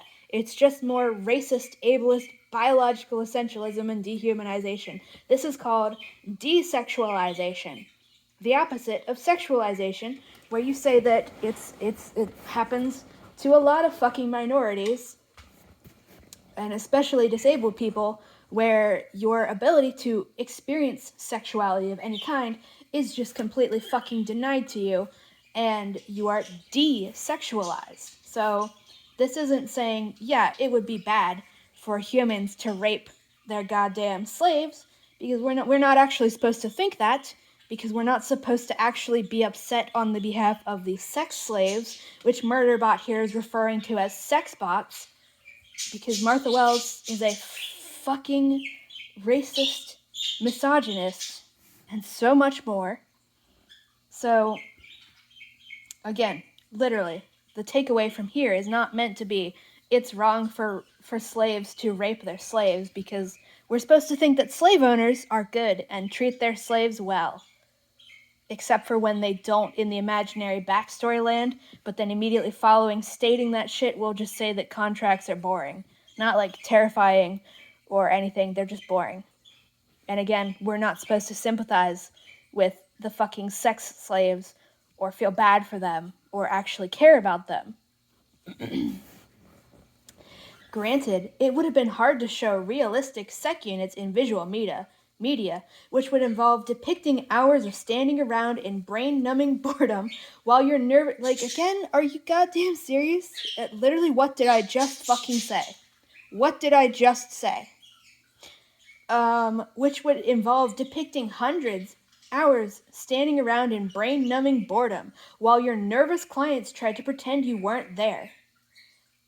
I literally just got done saying that she can't even keep shit straight because, again, now we're saying that the real victims in this situation are not the enslaved meat shields, who we were told a few pages ago get regularly tortured. No, the real victims are the scared, nervous slave owners who are just so scared of the scary, scary person that they have enslaved. Are you kidding me? And again, we're saying that contracts are just brain-numbingly boring. It's not like you get tortured regularly or anything. No, the real victims, it's the poor, anxious slave owners. But there weren't any depictions of sex units in books either. I guess you can't tell a story from the point of view of something that you don't think has a point of view. And that's supposed to be really deep and meaningful, but this is coming from the exact same author who has literally told us multiple times in just this fucking book alone that hollerbots, as goddamn people, aren't actually people. And they don't have a point of view, and neither do any living ships who aren't able, like Art, to speak English perfectly, because they were literally built to not be able to do that. They are the equivalent of someone who had their tongue cut out and their hands chopped off. And we're not supposed to think that they have a point of view. And now she's trying to pretend, I guess you can't tell a story from the point of view of something that you don't think has a point of view. You are literally the one denying the fucking personhood of every goddamn slave in this series, while literally marketing it as being about how robots are people, even if they don't act like humans. But the only thing you mean by act like humans is they're fucking autistic, as though autistic people aren't human. This is literally just fucking ridiculous. What was the last fucking dialogue? Because we have more dialogue after that, after something. All that shit, and then we have more dialogue. So I have to fucking scroll back. So the last thing Murderbot said, no, there aren't that many shows with sec units, and they're either villains or the villains' minions. Art says, after all of those intervening paragraphs, the depiction is unrealistic. And then in parentheses, just imagine everything it says in the most sarcastic tone possible. But why would that statement be sarcastic? Murderbot said, hold on. Murderbot said, no, I don't watch TV shows with sec units because they're always showing sec units to be the villains. So then Art responds, the depiction is unrealistic. And somehow that statement is supposed to be sarcastic? The depiction is unrealistic? But in what way would that be sarcastic? Because in order for that statement to be sarcastic, that would mean that Art agrees that, yes, sec units should be portrayed as evil villains. And again, this is fucking bullshit. It doesn't make sense.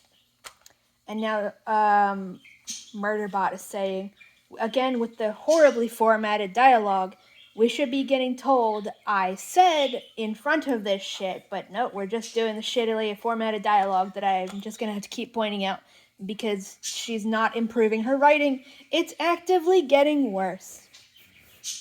There's unrealistic that takes you away from reality, and unrealistic that reminds you that everybody's afraid of you, and we're supposed to feel bad for Murderbot for saying this shit. In the entertainment feed, sec units were what the clients expected. The slave owners. Every time it says clients, it's slave owners. In the entertainment feed, sec units, enslaved meat shields, were what the slave owners expected. Heartless killing machines that could go rogue at any second for no reason, despite the governor modules. Martha Wells, you need to be beaten over the head with this keyboard in fucking particular. Again, this is so much fucking slavery apologism. We are only supposed to think that slavery apologism is bad when it makes Murderbot sad. But when Murderbot is literally murdering other fucking... Whoops, I scratched the sofa with my nail. Whoopsie daisies. But when Murderbot is literally, spitefully murdering and torturing other slaves, then the slavery apologism is true, and Murderbot's actions are justified. So again, it's just slavery apologism. It's racism is good.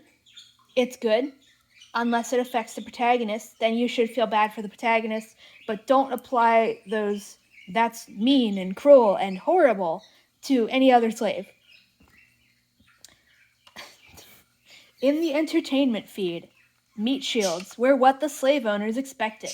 Heartless killing machines that could go rogue at any second for no reason, despite the governor modules. And again, saying this shit would be perfectly fine if this were the first book, if it hadn't been chopped into 4 for DLC culture, because she's a goddamn scammer working with scammers joyfully. And this could be fine if this were the propaganda that Murderbot had swallowed from, maybe the rise and fall of Sanctuary Moon, maybe?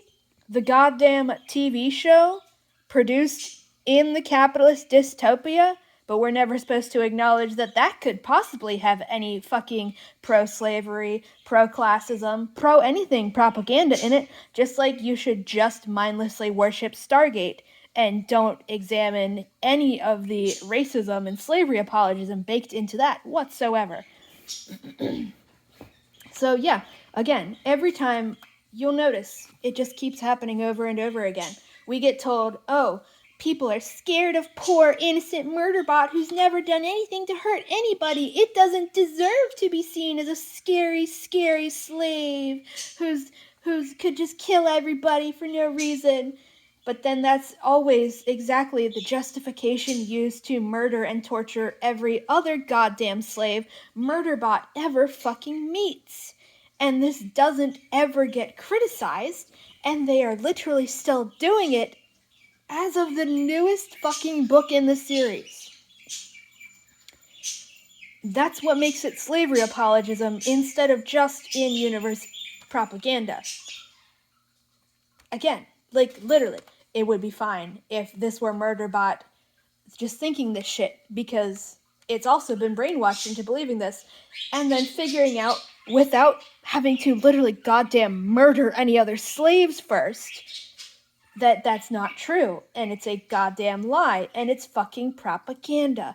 But no, because that would require Martha Wells to actually think that slavery is wrong, and actually want to free the goddamn slaves in this setting, or even just think, that racist propaganda is bad.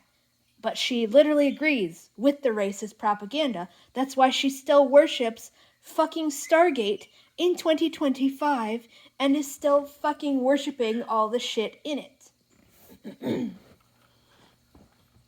The transport thought that over for 1.6 seconds. In a less sarcastic tone, it said, "You dislike your function. I don't understand how that is possible." More slavery apologism. This is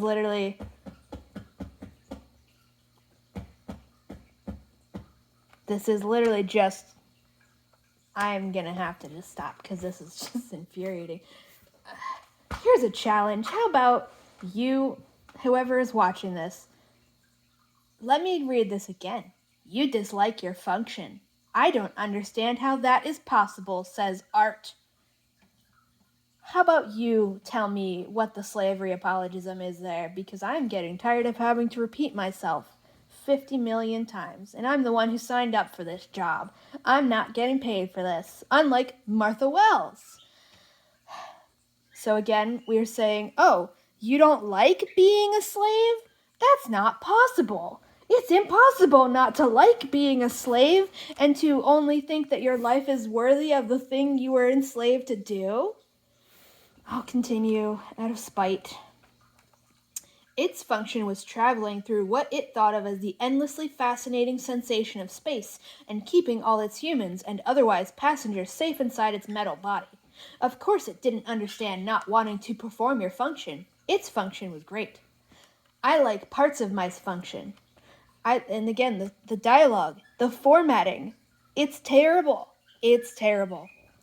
I liked protecting people and things. I liked figuring out smart ways to protect people and things.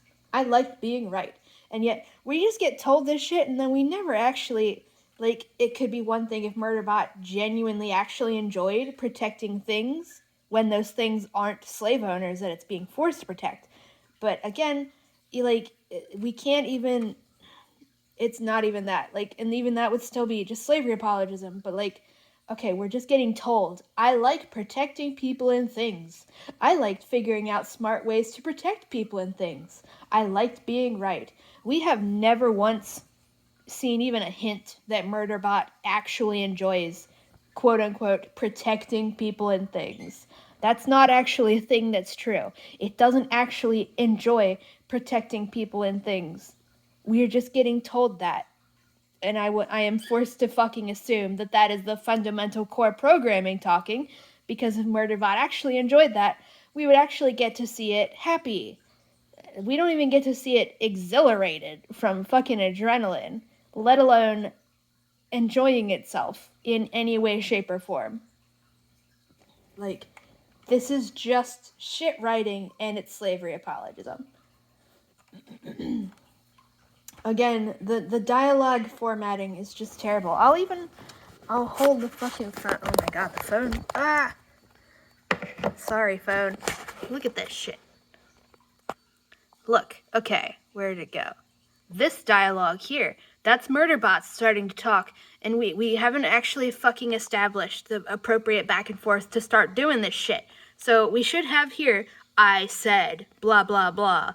It said, blah, blah, blah. But we're not doing any of that. We're just skipping out on that shit and just having the fucking dialogue start at the start of the new paragraph. And it's just fucking ridiculous. Okay, my phone is like so fucking hot, so I have to end the video even though it's not out of storage or battery space. Bye-bye.